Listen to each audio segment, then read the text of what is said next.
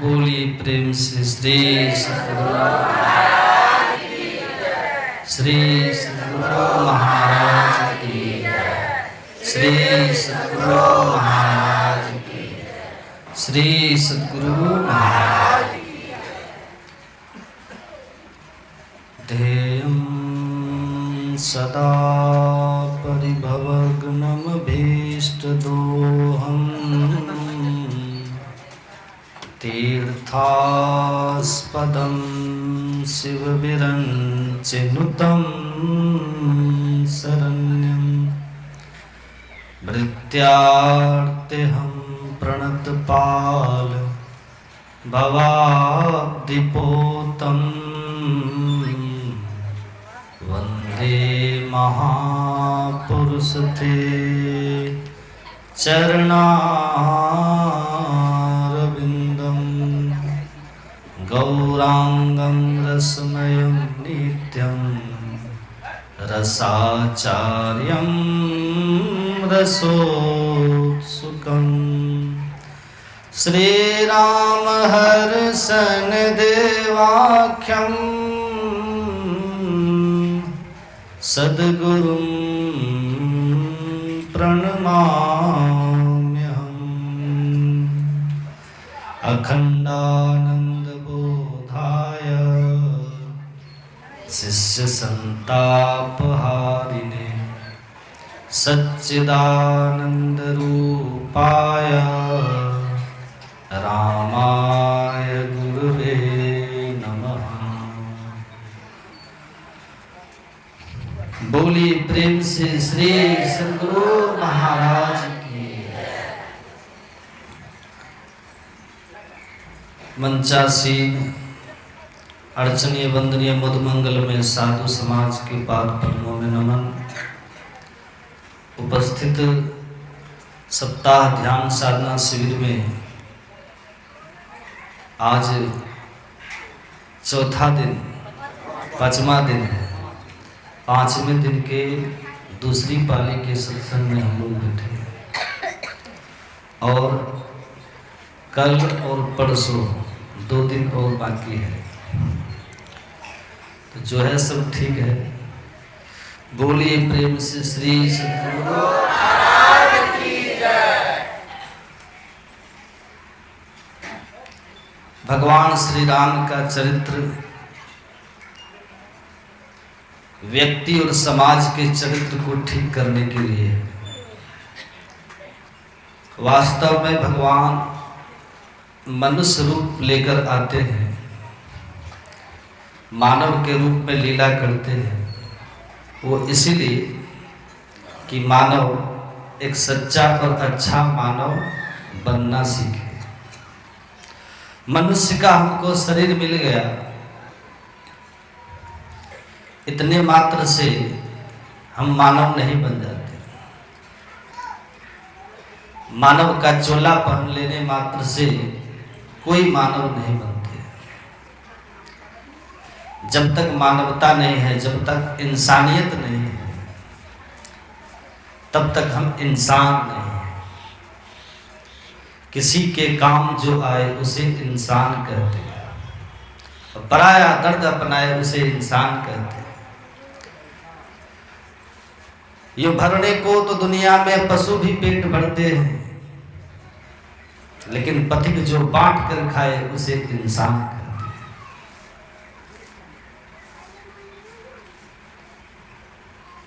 पशु में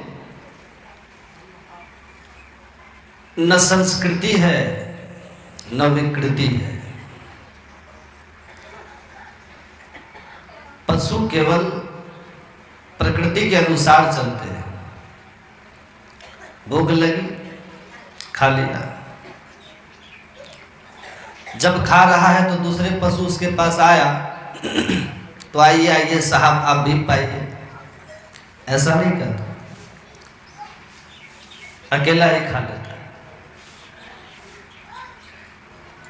जब नींद आई सो गए। प्रकृति के अनुसार चलते हैं पशु। पशुओं में संस्कृति नहीं है। और पशुओं में विकृति भी नहीं। मनुष्य में या तो विकृति होती है या तो संस्कृति होती है। वो या तो गिरेगा तो पशु से भी नीचे गिरेगा, और ऊपर उठेगा तो देवों से भी ऊपर उठ जाएगा।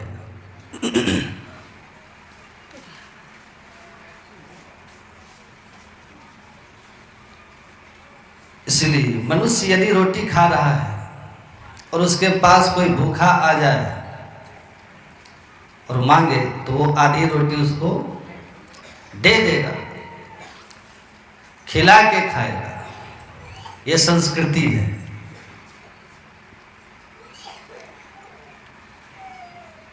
ये पशुओं में नहीं है, पशु में विकृति भी नहीं है। हमने देखा पशुओं में बलात्कार नहीं होते। आपने देखा बलात्कार की विकृति केवल मनुष्य में, पशु में नहीं।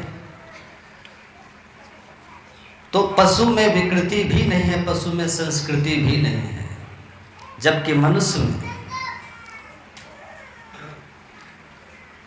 या तो उसमें प्रकृति को जीत लिया, प्रकृति से ऊपर उठ गया।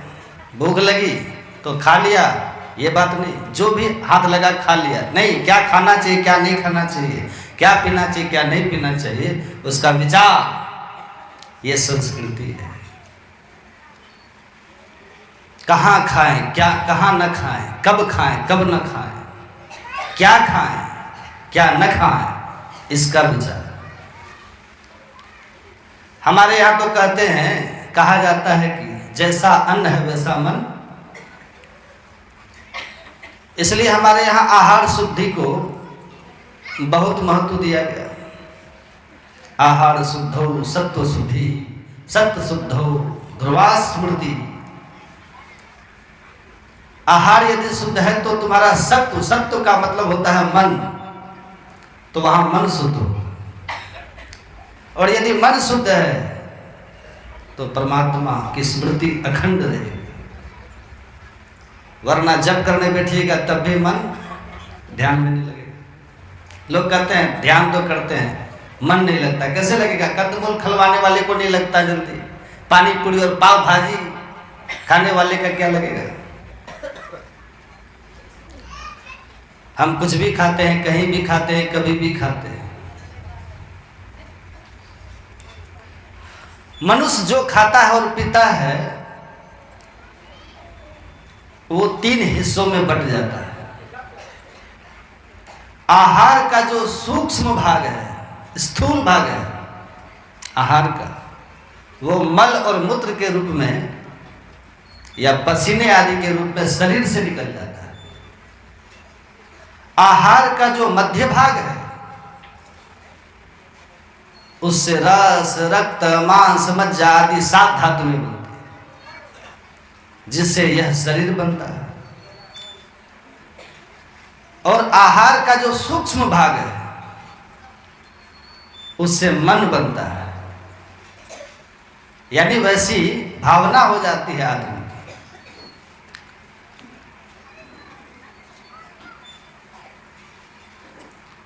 इसलिए हमारे यहाँ जो वेजिटेरियन लोग हैं, सात्विक लोग हैं, वैसे तो खाने पीने में बहुत ध्यान रखते हैं, लेकिन यहाँ तक कि जिस किसी के घर का भी नहीं खाए, किसका हाथ लगा है ये भी ध्यान रखते हैं कि अनीति का हमारे उदर में नहीं जाए, हमारे पेट में न जाए। अनीति का जो खाएगा उसकी बुद्धि तो भ्रष्ट होती है, लेकिन अनीति का जो खाता उसके घर जिमने जाएगा उसकी बुद्धि भी बिगड़ेगी। दुर्योधन का अन्न खाया पितामह भीष्म, तो अपने आंखों के सामने अपनी ही कुलवधू द्रौपदी के चीर परिवार का ही एक बेटा खींच रहा है। वो बेचारी चिल्ला रही, न्याय के लिए पुकार रही, लेकिन उस अन्याय का, उस अधर्म का प्रतिकार भीष्म नहीं कर सके। दुर्योधन का अन्न पेट में गया था। रामायण में कथा है, भगवान श्री राम ने रावण को मारा, असुरों का उद्धार किया और लंका की राजगादी पर विभीषण का राज तिलक कर दिया। उसके बाद विभीषण भगवान की शरण में आते हैं, पूछते हैं प्रभु मेरे लिए क्या आज्ञा है। भगवान राम ने एक आज्ञा करी विभीषण को, ऐसा करो जितना धन रावण के खजाने में है सब विमान में भरो और आकाश से वृष्टि करो वानर और रीछ को। जिस सेना के माध्यम से हम लड़े हैं, हम इस युद्ध को जीते हैं, उनमें बांट दो। तो कहते हैं कि विभीषण ने पूरा धन जो रावण ने इकट्ठा किया था एक विमान में भरा और आसमान में जाकर के वृष्टि कर दी। बानर रीछों को 18 पद्म बानर रीछों को ऊपर, उसके ऊपर वृष्टि हो गई, सब लोग ले गए। तो किसी ने भगवान राम से पूछा कि हीरे मोती जवाहरात स्वर्ण मुद्राएं, ये मूल्यवान आभूषण बंद और रीछ इसका क्या करेंगे? वो तो कपड़े नहीं पहनेंगे, नेकलेस पहनेंगे, मोतियों का हार पहनेंगे, बानर भालू को इसकी क्या आवश्यकता, आपने ये क्यों बंटवाया? भगवान राम ने कहा जिनमें बंटवाया गया है, जिनको दिया गया है, वो लोग क्या करेंगे ये प्रश्न नहीं है महत्वपूर्ण। महत्वपूर्ण प्रश्न यह है कि यह धन विभीषण के पास नहीं रहना चाहिए, क्योंकि विभीषण मेरा भक्त है। रावण ने सब अनीति से इकट्ठा किया है, विभीषण यदि ये खाएगा तो उसकी बुद्धि भी भ्रष्ट हो जाएगी। मैं नहीं चाहता कि रावण अनीति से जो इकट्ठा किया है वो धन विभीषण खाए। और भगवान को हमेशा चिंता रहती है अपने भक्त की। कौनते प्रति जानी ही नमे भक्त प्रणश्यति, गीता में कहने वाले भगवान मेरे भक्त की उसका पतन नहीं होता कभी। दूसरे प्राणी प्रकृति की जो व्यवस्था है उसका पालन करते हैं। जो वेजिटेरियन एनिमल्स हैं वो वेजिटेरियन फूड ही लेंगे, वही खाएंगे। जो नॉन वेजिटेरियन है वो उसी के अनुसार चलते हैं। शेर घास नहीं खाएगा, नॉन वेजिटेरियन वो शिकार करके खाएगा, लेकिन हिरण मांसाहार नहीं करेगा।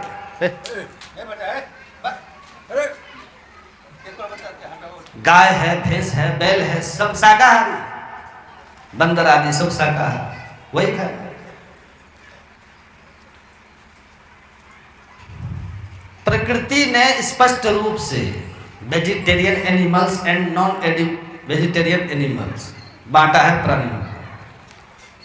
और आप दोनों प्राणियों के बिहेवियर को देखिए तो स्पष्ट हो जाएगा कि जो जीभ से पानी पीने वाले प्राणी हैं वो तो वेजिटेरियन है, नॉन वेजिटेरियन, और जो होठ से पानी पीते हैं वो वेजिटेरियन। गाय है, बैल है, भैंस है, हिरण है, सब देखिए होठ से पानी पीने वाले प्राणी, सब वेजिटेरियन एनिमल्स के कैटेगरी में आते हैं। और शेर है, कुत्ता है, चित्ता है, आदि आदि सब जीभ से पानी पीने वाले प्राणी, वो नॉन वेजिटेरियन की कैटेगरी में आते हैं। अब मनुष्य को अपने आप से पूछना चाहिए कि वो जीभ से पानी पीता है कि होठ से पानी पीता है, ताकि पता चले कि by the law of nature वो किस कैटेगरी में है। पर स्पष्ट बात सामने आती है कि मनुष्य कुत्ते की तरह जीभ से पानी नहीं पीता, मनुष्य होठ से पानी पीता है। इसका मतलब यह है कि कुदरत ने उसको वेजिटेरियन एनिमल की कैटेगरी में रखा है। दूसरे सब एनिमल्स कुदरत का वो जो कानून है, वो जो नियम है, उसका पालन करते हैं। एक मनुष्य ही ऐसा है कि कुदरत के, प्रकृति के उस नियम का पालन नहीं करता। यही विकृति है, या तो संस्कृति है या तो विकृति है मनुष्य में। शेर को जब भूख लगेगी तभी मारेगा, शिकार करेगा और खाएगा, लेकिन आदमी तो शौक के कारण शिकार करता है, बेवजह प्राणियों को मारता है, ये विकृति है। शेर को भूख लगी इसलिए उसने प्राणियों का शिकार किया, मारकर खाया, ये शेर की प्रकृति है। लेकिन बेवजह किसी को मारना, अपने शौक के कारण किसी को मारना, ये तो मनुष्य की विकृति है। जो किसी को जीवन दे नहीं सकता, उसको किसी का जीवन छीनने का अधिकार क्या है? तो योग है, आहार की शुद्धि है, ये शरीर की स्वास्थ्य के लिए, मन की पवित्रता के लिए बहुत आवश्यक है। और शरीर स्वस्थ है, पहला सुख निरोगी काया।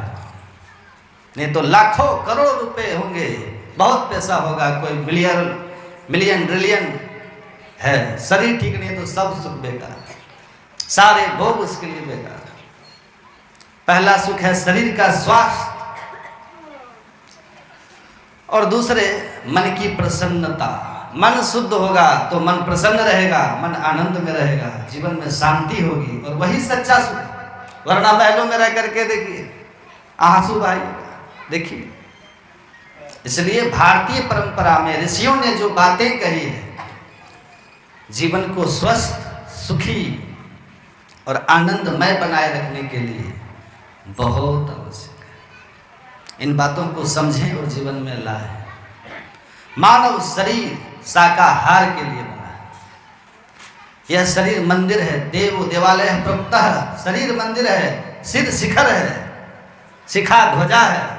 इस भाव से हिंदू में चोटी रखते। ये चोटी रखने का जो रिवाज है, ये शिखा रखने का जो रिवाज है, वो ध्वजा के भाव से। ये चलता फिरता मंदिर है मनुष्य शरीर, हृदय गर्भगृह है, और इसमें भगवान विराजते हैं। ईश्वरः सर्वभूतानां हृदय से अर्जुन तिष्ठति। देह रूपी मंदिर का मस्तक जो है वो शिखर है, और शिखा ध्वजा है। ये मंदिर है, लिविंग टेम्पल ऑफ गॉड। उस मंदिर की कितनी पवित्रता और मर्यादा का पालन करते हो। मंदिर में no smoking, smoking not allowed, no non veg है।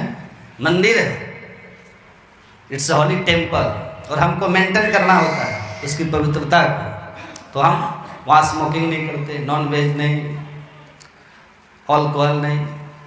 अब मानव का बना हुआ मंदिर है, हम लोगों ने बनाया, मानवों के द्वारा वो निर्मित है मंदिर, और उस मंदिर की पवित्रता का पालन करते हो। लेकिन ये तो भगवान के द्वारा बनाया हुआ मंदिर है, और इस मंदिर की पवित्रता का कोई भान नहीं, कोई ख्याल नहीं, इसमें सब कुछ जाओ।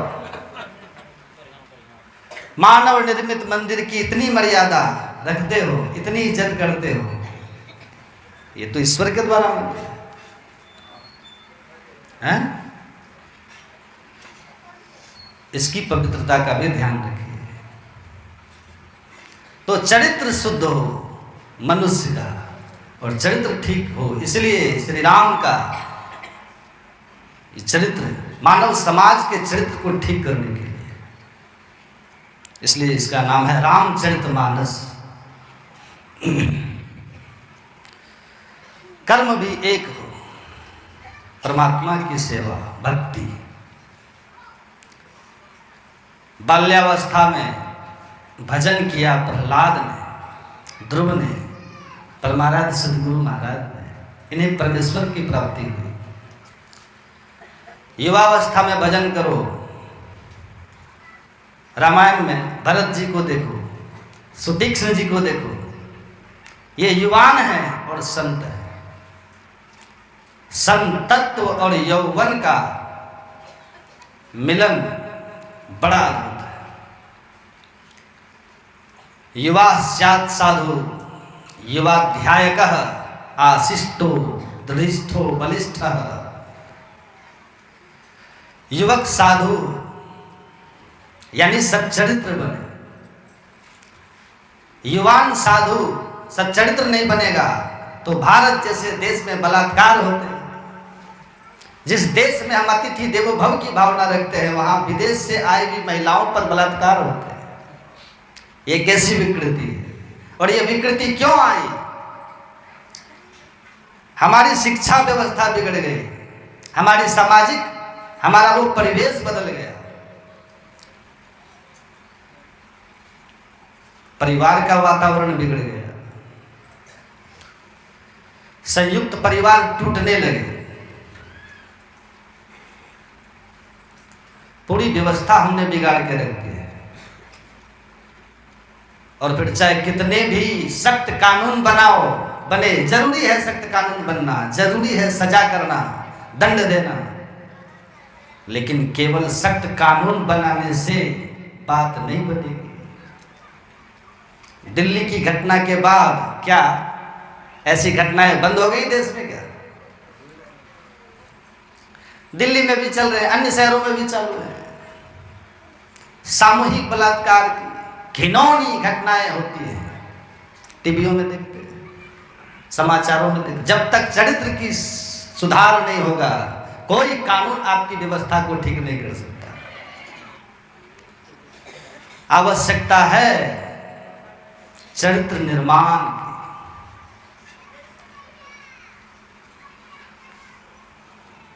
व्यक्ति को संस्कार से समृद्ध बनाने वाली 4 संस्कार पीठ है हमारे यहाँ, सुन लीजिए ध्यान से। पहली संस्कार पीठ है माता की कोख। माँ के उदर में बालक है, वहीं से संस्कार आता है। माँ का चरित्र बड़ा महत्वपूर्ण है। माता के विचार अच्छे। जब बालक उदर में है, उस वक्त माँ क्या सोचती है, उसका प्रभाव पड़ता है उदरस्थ गर्भ पर। इसलिए हमारे यहाँ सगर्भा माताएं रामायण भागवत सत्संग करती है, कथा सुनती है। अच्छा सोचिए,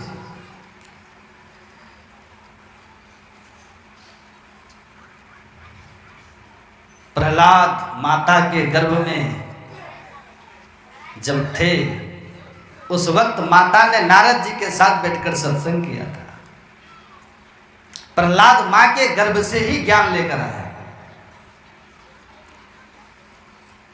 बच्चा गर्भ में है, तब माताएं क्या देखती, क्या करती, क्या सोचती है, इसका बहुत महत्वपूर्ण बात, बहुत महत्व है। बालक का मतलब है माता के विचार और पिता के चारित्र का प्रतिबिंब। माता के विचार और पिता के चारित्र का प्रतिबिंब है बालक।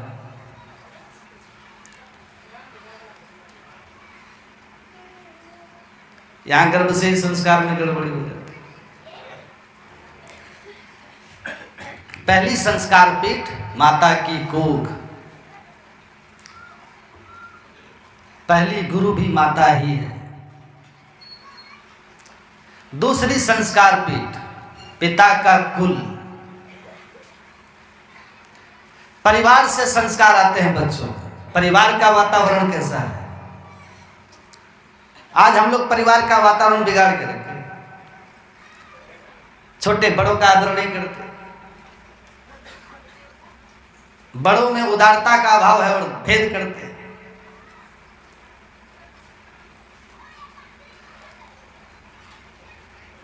घर का वातावरण कैसा है, उसका प्रभाव पड़ता है बालक पर। पिता का कुल अर्थात परिवार, ये दूसरी संस्कार पीठ है। तीसरी संस्कार पीठ है गुरुकुल। हमारे विद्यालयों में हम किस प्रकार की शिक्षा देते हैं बच्चों को, वहां के शिक्षक कैसे हैं? अब खुद शिक्षक बिगड़े लोग, वो भी गुरु की भावना से ना पढ़ा है, बस नौकरी कर रहा है शिक्षक की। जब तक पढ़ाने वाले गुरु थे इस देश में गुरु पैदा हो रहे थे। जब से पढ़ाने वाले नौकर हो गए तब से नौकर ही पैदा हो रहा है, कोई गुरु पैदा नहीं हो रहा है। पढ़ाने वालों की नौकरी की मानसिकता, नौकर की मानसिकता। क्या कर रहे हो भैया? बोले मैं शिक्षक की नौकरी कर रहा हूं। शिक्षक नौकर नहीं होता।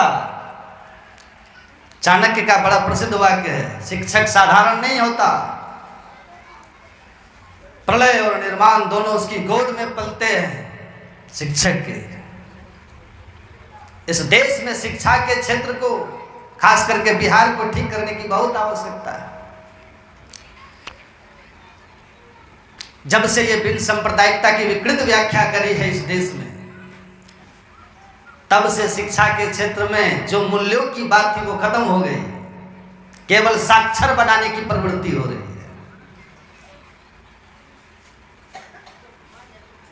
और हमारे संस्कृत में कहते हैं कि साक्षरा विपरीता राक्षसा भवन्ति। साक्षरा पढ़े लिखे लोग, साक्षरा उल्टा पढ़ो, साक्षरा राक्षसा। ये पढ़े लिखे जब उल्टा चलते हैं, कानून से उल्टा चलते हैं, समाज से उल्टा चलते हैं, धर्म से उल्टा चलते हैं, वही राक्षस बन जाते हैं। पढ़ा लिखा और जो पढ़े लिखे लोग और पैसे वाले लोग गलत काम करते हैं, तब ज्यादा धक्का लगता है। नहीं, शिक्षा हमारी कैसी होनी चाहिए? केवल डॉक्टर बनावे, इंजीनियर बनावे, लॉयर बनावे, ऐसी नहीं हो, इंसान बनावे ऐसी हो। नहीं तो डॉक्टर्स, इंजीनियर्स, वकील, चार्टर्ड अकाउंटेंट्स, सबके भीड़ में इंसान कहीं खो जाता है। उसको इंसान बनाओ, ऐसी शिक्षा होनी चाहिए। वैल्यू बेस्ड एजुकेशन का महत्व अब धीरे धीरे लोगों की समझ में आ रहा है। तो केवल लिटरेट करना, केवल साक्षर बनाना, यह शिक्षा के क्षेत्र का उद्देश्य नहीं होना चाहिए। सबसे महत्वपूर्ण है हम चरित्रशील नागरिकों का निर्माण करें। तो तीसरी संस्कार पीठ क्या है? गुरुकुल यानी विद्यालय। और चौथी संस्कार पीठ, ये तीनों पीठ अपना अपना काम करे। माँ पहली गुरु है, बच्चा उदर में है तब से माँ उसकी परवरिश पर ध्यान दे गंभीरता के साथ। क्या देखती है वो, क्या पढ़ती है वो, क्या सुनती है वो, क्या सोचती है, उसका बड़ा प्रभाव पड़ता है उदरस्थ बालक पर। दूसरे परिवार का वातावरण ऐसा बनावे, दो समय 3 समय त्रिकाल संध्या करें, छोटे बड़ों का आदर करते हो, परिवार में परस्पर स्नेह हो, बोलने में विवेक हो। राम लक्ष्मण भरत शत्रुघ्न रोज सुबह उठ करके प्रातः काल उठ के रघुनाथा, मातु पिता गुरु ना वही माथा, आयसु मांगी करे पुर काजा।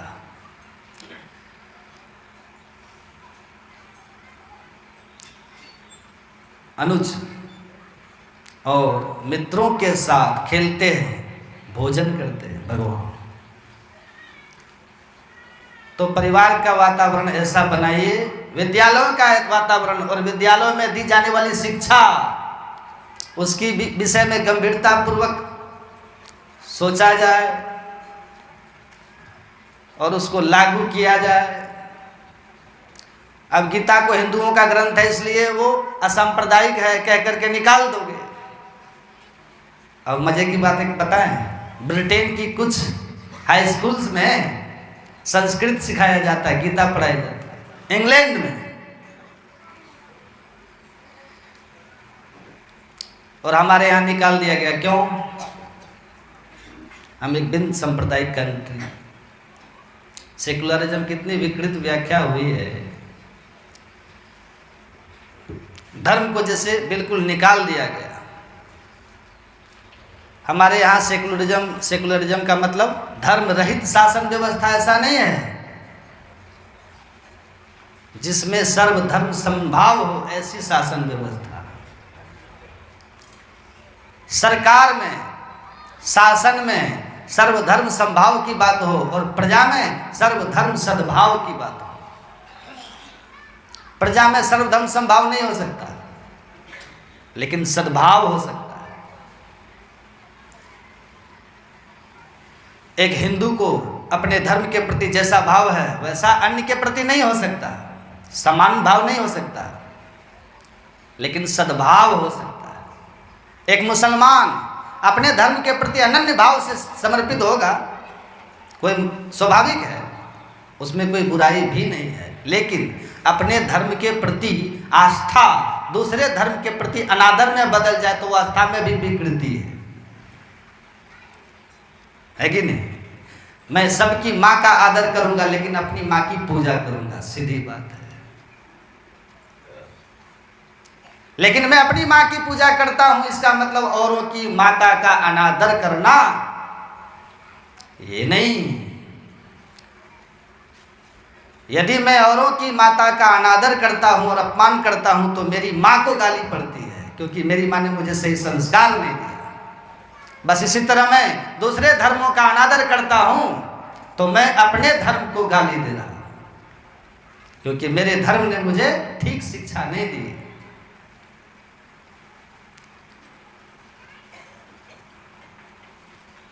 एक चोर चोरी करता है या बलात्कार करता है और पकड़ा जाता है और कैद खाने में उसको डाल देते हैं तो उसकी माँ की नाक कट जाती है, उसकी माँ को समाज में मुंह दिखाना मुश्किल हो जाता है कि इस माँ ने ऐसा बेटा जना।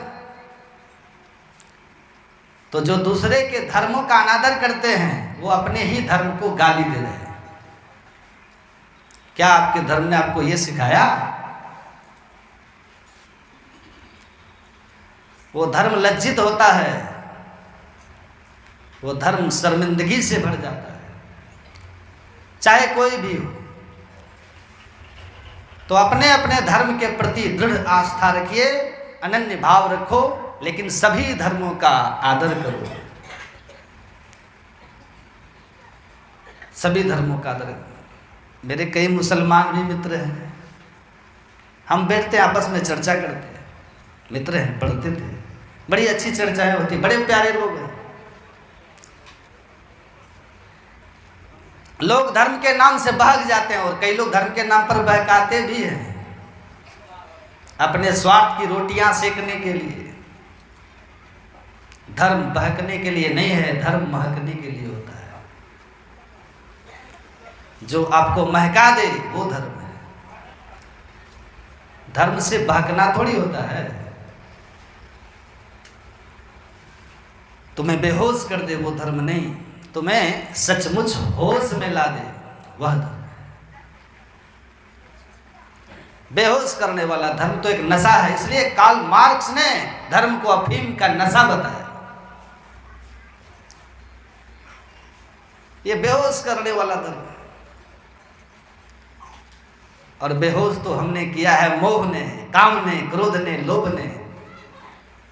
धर्म तो होश में लाता है, हमें जागृत कर दे, वो धर्म है। तो प्रजा में सर्वधर्म संभाव हो,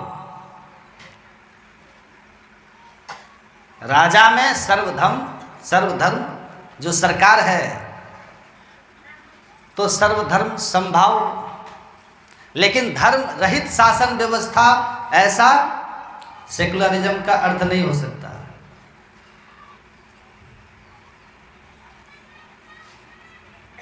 सभी धर्मों के अच्छे अच्छे बातें सीखिए, सुनिए, सभी धर्मों मूल्यों की स्थापना करो बच्चों में। किस किस धर्म के किन किन महापुरुष ने क्या क्या बलिदान दिया, क्या क्या विश्व को प्रदान किया, कि महावीर हो, कि मोहम्मद हो, कि बुद्ध हो। आज हमारे अवधेश बाबू बता रहे थे एक बच्चे के बारे, वो कह रहे थे कि गुरु महाराज का चरित्र मुझे सुनना है, ये संस्कार है। गुरु महाराज के प्रति उनकी आस्था जग रही है, उनको गुरु महाराज का चरित्र सुनना है। गुरु नानक देव हो, गुरु महाराज हो, जीसस क्राइस्ट हो, भगवान राम, भगवान कृष्ण, हमारे तो इतने अवतार हैं हिंदू परंपरा। उनके चरित्र सिखाए जाए, सुनाए जाए, संतों के चरित्र सुनाए जाए, सभी धर्म के जो महान संत हैं उनके बारे में सिखाया जाए। लोग कहते हैं बच्चों को कोई साधु संत थोड़ी करना है, कहते हैं अरे इंजीनियर बनाओ, डॉक्टर बनाओ, लेकिन साधु चरित्र हो, ये जरूरी है, नहीं तो फिर गलत करेगा।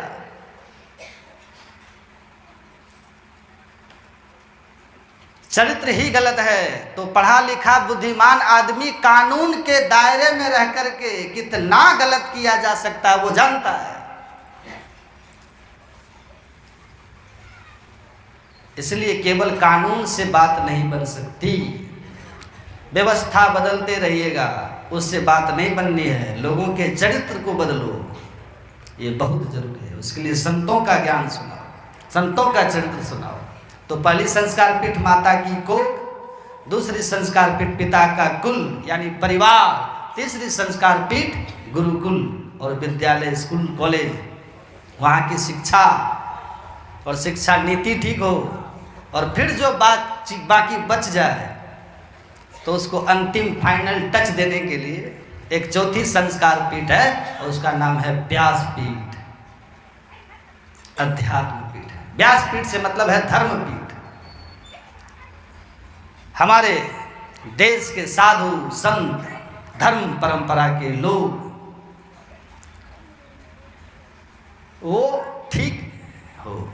ये क्या है? कथा, सत्संग, मास एजुकेशन का माध्यम है। यहाँ शिक्षा ही दी जा रही है, नहीं दी जा रही, शिक्षा दी जा रही है। तो धर्म जगत के लोग भी ठीक हो।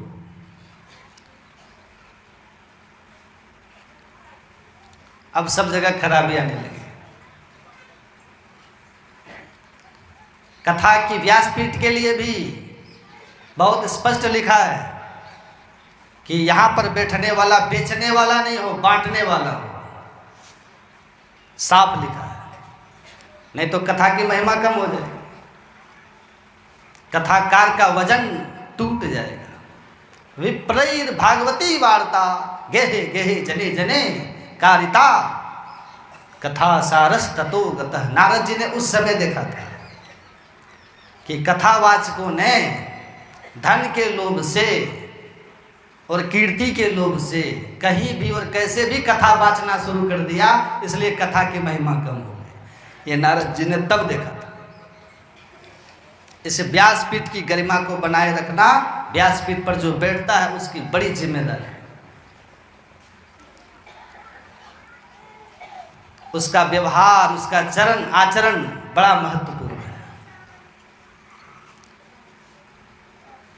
हमारे एक थे, नहीं रहे, शरीर शांत हो गया, वो कहते थे कि हाथ की घड़ी यदि गलत समय बताए तो ज़्यादा से ज़्यादा व्यक्ति का अपना नुकसान होता है, लेकिन नगर के टावर की घड़ी यदि गलत समय बताए तो पूरे नगर का नुकसान होता है।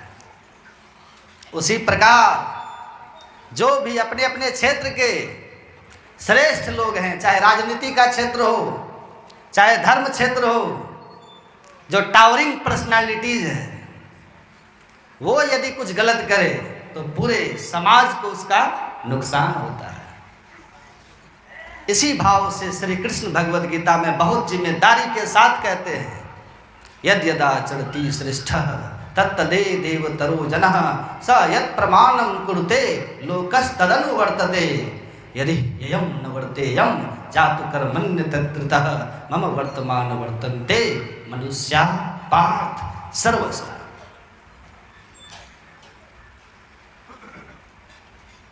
श्रेष्ठ लोग, बड़े लोग, अपने अपने क्षेत्र के जो मुखिया हैं, घर के जो मुखिया हैं, वे लोग जैसा करते हैं दूसरे लोग उनका अनुसरण करते हैं, अनुकरण करते हैं। इसलिए वो लोग कुछ गलती करे तो पूरे समाज का नुकसान खतरा होता है। होता है कि नहीं? टावर की घड़ी यदि गलत समय बताए बहुत लोगों का नुकसान होता है। तो चौथी संस्कार पीठ व्यास।